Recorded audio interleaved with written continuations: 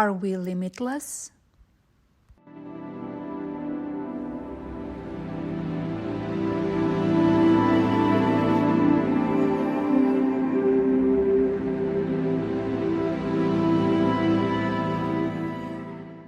While growing up in the small town in the southeast of Serbia in the 1990s, country that many of you would know as the one that once belonged to Yugoslavia, with the same capital city of Belgrade, I was not surrounded by many external sources of news or had chances to be exposed to the ways of living in other countries.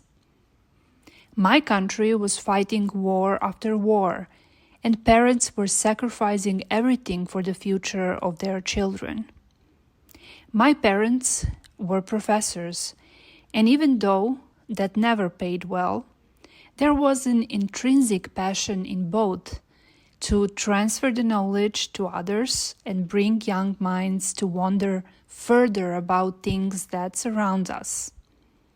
Their main wish for my sister and me was to go to university so we can possibly have better life afterwards with a degree in our hands. When internet came, many things started to change. New generations were impacted much more with external sources. For me, that happened a bit later in my life, in my adolescent years. So until then, I did not have possibility to hear about questions that, for example, surround consciousness or the outcast of scientists who believed in God. I only knew facts that were designed for middle school pupils in Serbia. But somewhere inside of me, I did not need to be told what is mind-body problem or do I need to believe in something. Life as I knew it back then made me question the world and the views of others. Inside my head, long time ago, I have already started something that took me almost 3 decades to be able to openly talk about. I started to believe and to feel that huge change is coming for the humanity. I somehow knew that we cannot look at body and spirit anymore separately, and that all human beings are connected not only with each other, but also with all the space that surrounds our planet. My brain and your brain are wired differently. Your neighbor's brain and your brain are wired differently. Certain circuits exist in all of us because we share the same capabilities as human beings. However, some are present in certain individuals while practically non-existing in others. For example, some people are wired to be most of the time cheerful, while others have deep sadness and dark thoughts from time to time. That said, how I see and feel life is not necessarily the same as how you do. Reality is subjective, and that is why many questions about our mind and consciousness are still not being answered. I believe that we are more than our body, more than our thoughts.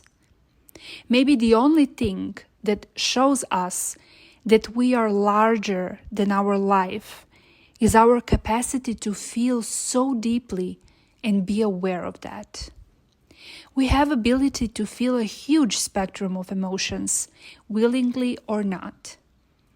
We are most of the time aware of them and have an understanding when it is appropriate to show them and when it is better to keep them from the public eye. Being aware of our emotions is possibly because we are being conscious of our mind, body, and soul. Science is able very well to explain our emotions, our feelings, how we feel, what is happening on our molecular level to make us experience certain things. However, science cannot explain everything.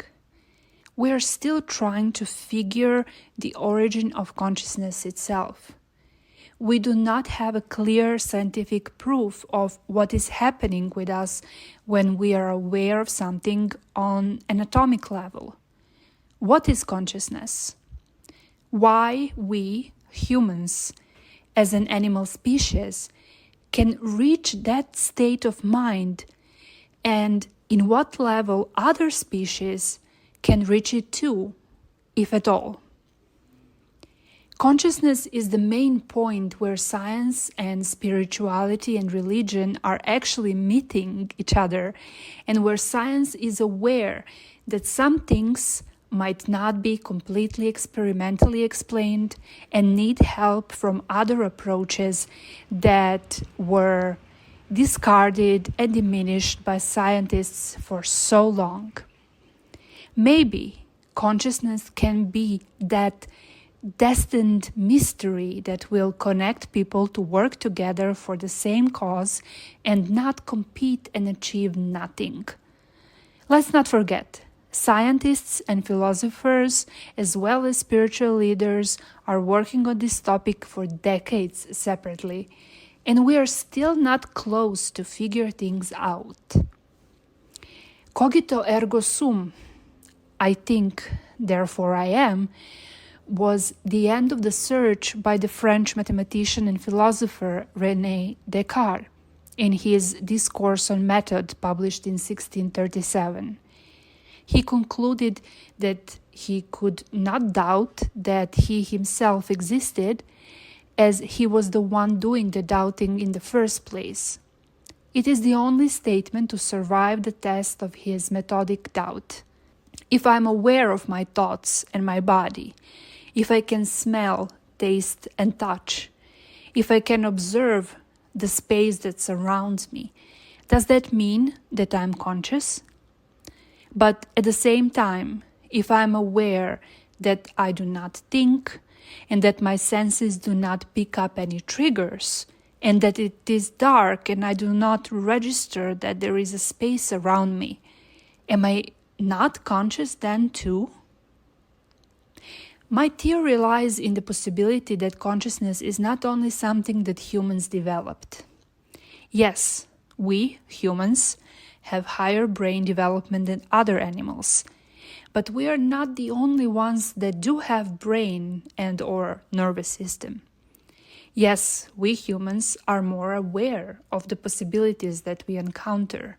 We can solve complicated situations, but that does not mean that dogs, cats, bees, and so on do not have some sort of awareness of their existence. And they use it and express it to other members of their species in their own way. What if consciousness is present in our world in the same non-detachable way as gravity or mass? My belief is mostly connected to the philosophical term of panpsychism, which says, however mind is to be conceived, it applies in some sense to all things.